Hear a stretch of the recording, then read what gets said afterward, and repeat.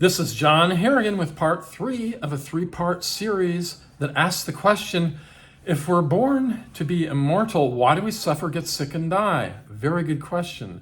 Why are we aging? Why am I still aging? Why do I still have some health problems? Well, with the 3 parts of The Secret to Immortality, I have overcome. Oh, that's an ambulance. I live near a fire department, so sometimes they're doing their business. I apologize. But why do we get sick and die? And in the part 1 and part 2 of this video series, I suggest to you, it's because we're doing death things. We're doing death and dying things. We're killing each other as a society. We're harming ourselves by what we do every day, by how we think, by what we say to each other. We're involved in a killing, death and dying mindset. And with The Secret to Immortality, we suggest that you get out of that. Have I had results of getting out of that mindset? Absolutely and totally. I've really only worked The Secret to Immortality very hard. Mindfulness for immortality, Qigong for lasting life, and coaching with a mentor. I've done all of that for decades to survive health problems where I was diagnosed with certain death. I was in so much pain that I wanted out of that pain. I wanted to live. I wanted to have a life. That hardship forced me deeper and deeper into The Secret to Immortality. So I had to work it, and I had to find miracles, a miraculous mindset, if I wanted to live, if I wanted to get out of pain into happiness, bliss, and freedom. That's what I'm teaching you right now in this video. That's what we teach at immortalnow.com. How are we living? We're living in a tough and difficult world, a sociopathic creation, not by a benevolent greater being, but created harshly by ourselves. You know, I experience a greater consciousness, what you might call a God consciousness. I experience a much greater awareness of love, compassion, and good far beyond me. I see that in all of you. I see it in the world and beyond. However, I do see, if there's a deity, and let's say there is, I do see that we have free will to create in any way we want and experience the consequences of that. And if you've grown a little tired, even in one lifetime, if that's all you've ever lived, if you're tired of death and dying already, if you're tired of hardship and pain, you don't want that to be part of your physicality, part of your life, part of this world, then you're in the right place, and we're working on changing that. Not me, I'm no superpower, and neither are you, and you never will be, but we'll be who we really are, our potential at our core. Eternal beings, eternal people on earth, living in joy, happiness, and freedom. And one of the ways we do that is we make a commit. We commit, and we make a commitment to joy, happiness, and immortality, living in a heaven on earth. It doesn't take much imagination. What if everybody on earth in a second was behaving with benevolence, kindness, not competing, not harming, not hurting anything? I suggest to you, almost instantly, the physics of reality would change within our body and within the world in which we live. I suggest that nature isn't just closely related to us, that nature is who we are, in fact. I share that everyone on earth is in our family and is, in a way that's hard to understand, the same as ourselves. I suggest that we are all the same consciousness living a life together. It is like one branch of the tree deciding it's going to destroy and kill the other branch. And what if all the branches of the tree decided, I am the superhero and I'm going to destroy and kill all the other branches of the tree? Or, oh, let's say that doesn't sound heroic, so I am the super being that's going to destroy and consume all the other branches of the tree because I'm the only good one, and all those other branches are bad branches. I suggest to you that there aren't any bad ones.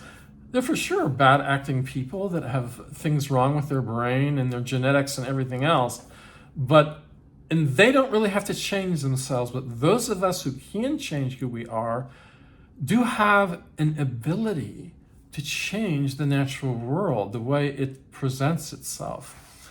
We can change all this tough and strange and harmful ways of reality. We can change all this and allow a heaven on earth to emerge from within ourselves first.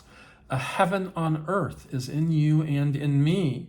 We can change all this tough stuff and allow a heaven on earth to emerge in our bodies in this land. We aren't trying to dissociate from our bodies. We're going deeper into our bodies. I suggest to you that the universe is within you physically as who you are. It literally is. Makes no sense until you experience it. There is just this beautiful quality of who you are, of who I am, of who everybody is, and anyone can get to experience it. And that's what we teach, the secret to immortality. But we're going even farther on potentiality, on goodness, benevolence, and love. We're going even farther by looking at how we kill ourselves and destroy the world unconsciously. So we have to wake up a little bit. Growing awareness is part of this. It doesn't have to come all at once. It can just happen a little bit at a time. We will hold your hand and take you through the process with immortality coaching. I used to be a counselor, and I've worked the 12 steps for decades, and we do use a 12-step process towards immortality. That's what any spiritual development program is. Getting to be more of yourself, more happiness, bliss, and perfection. But we say there's a final step most people want to ignore, and that's living into your body, living into the physical world, and being responsible for how we're creating it. We can take the lead and turn around the force of death to lasting life. To love, compassion, and understanding, we can shape and reform the physics of this world and ourselves to lasting life, where we grow, emerge, and become more than we could have ever imagined by committing to this way of life and to this idea of no longer killing, no longer dying, no longer harming our loved ones, friends, and neighbors. Death need not be in our life equation. Death no longer needs to be in our life equation. It doesn't need to be part of us. Accepting death as an inevitable outcome is something we can all change this minute, today, and right now. Ta-da! I accepted that when I was about 15 with a mentor who was working on her own immortality process. That's another story. You can find it in our blog and our podcast if you search a little. I'll put some links to all these great things that can further fill out what I'm telling you here. Death need not be in our life equation. Accepting death as inevitable is something we can change. Awareness is the key. Yeehaw! Awareness. How are you contributing to life? How are you taking away from it?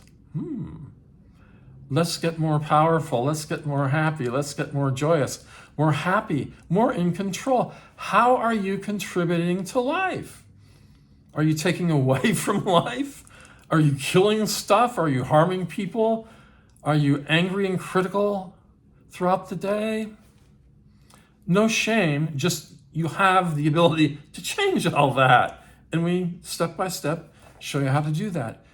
You have the ability to transform into any type of person you want to be. How are you doing that? What are you unconsciously accepting that you've been told about yourself that really isn't true at all? You can be you can be a magnificent person, nagging everyone around you. You can also be a magnificent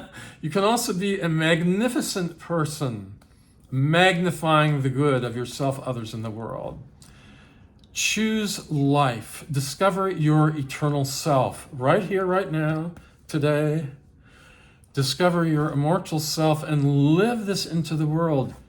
If you can't feel your soul, if you can't experience it, maybe trust that it's there, that there's an immortal goodness, that there's a kindness, a love, and a good that connects you with all of life and everything in outer space and inner space. Choose life. Discover your immortal self and live this into the world. Compassion, grace, and understanding are the qualities to look for in yourself that are immortal. See your true potential. Know the world and be the grace that's you. This is the end of this 3-part video series. Bless you, keep you. You are immortal now.